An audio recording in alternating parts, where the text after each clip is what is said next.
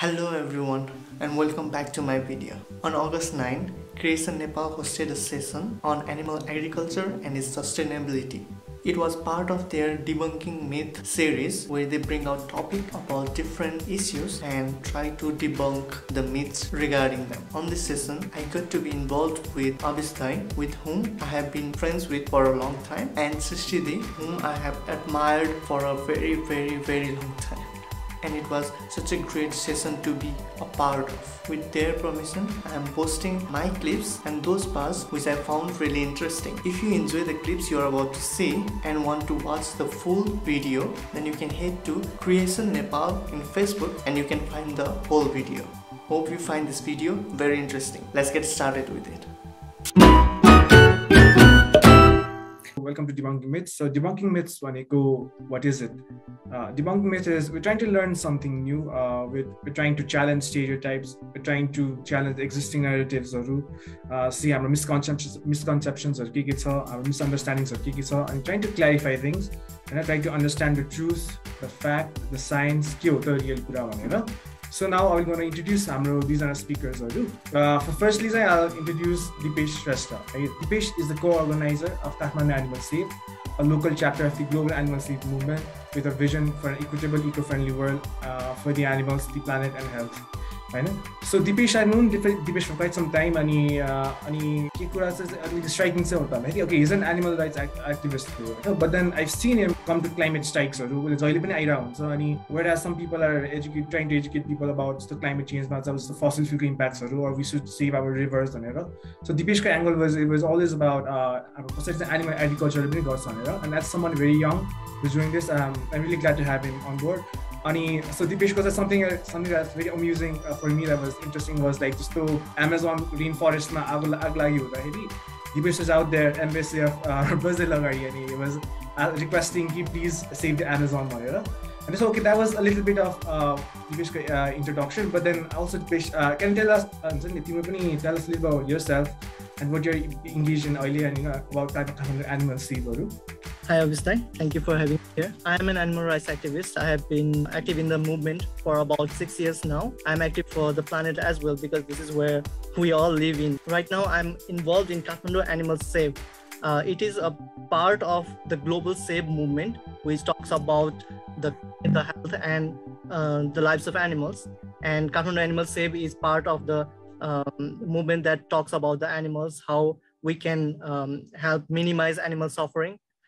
Right now, from Kathmandu Animal Save, we are doing vigils, which is witnessing how animals are kept in the place where they are raised and how they are treated and how they are transported before being killed.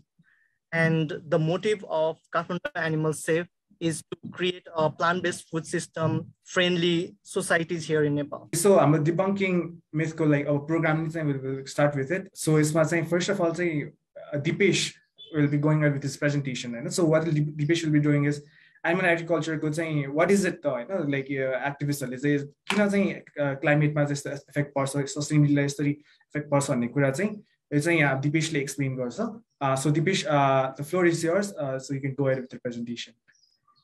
Animal agriculture is one of the most debated topic right now because its ethical and environmental impact.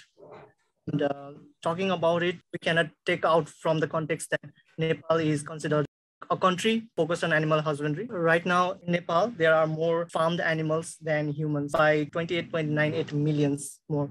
Human civilization have always found a way to be more strong by idea sharing and using innovation. But along with it, we have, in just a blink of lifespan of our planet, we have succeeded in mass destruction as well. As we move forward with innovation and development, we are exploiting more of the land, the water, the forest, and the air. These are the things that keeps the biodiversity in balance.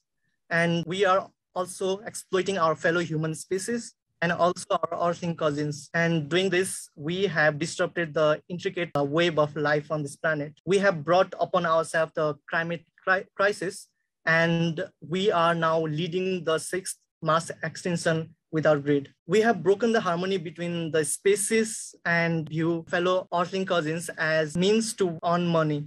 We shoot them, cut their horns and toss. We peel their skin, their fur, their feathers, and we chop up their bodies to consume. We create a huge building and cram them together for the entirety of their short lives before they are being killed.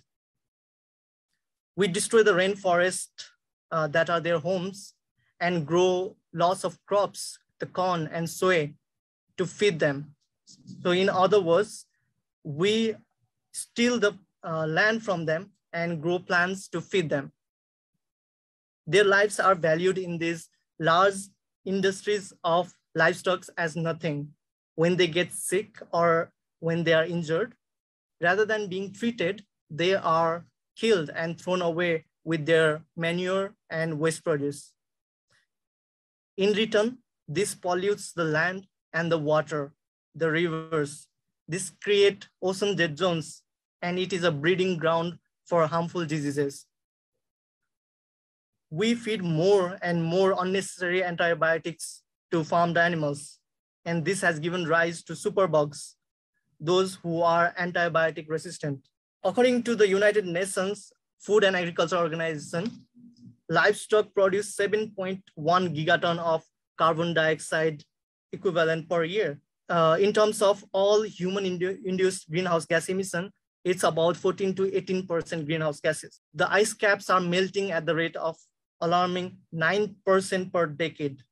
Scientists have predicted that if this temperature rise keeps on rising, then the ice caps will be, the Arctics will be free of ice by the year 2040.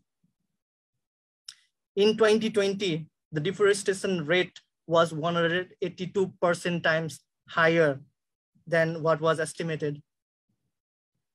Every year, the IUCN red list of threatened species keeps on increasing.